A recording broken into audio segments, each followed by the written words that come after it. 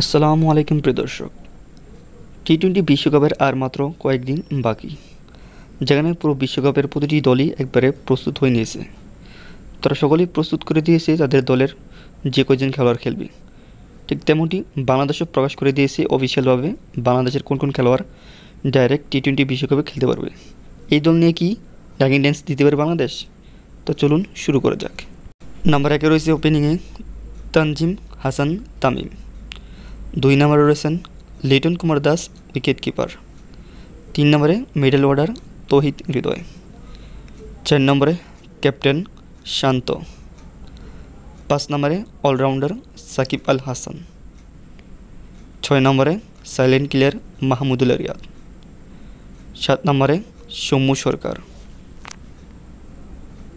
8 নম্বরে রিশাদ হোসেন। 9 নম্বরে জাকের আলী। 10 নম্বরে রয়েছেন মেহেদী হাসান। 11 নম্বরে ফাস্ট বোলার তাসকিন আহমেদ। 12 নম্বরে Mustafizur Rahman, fast bowler cutter master.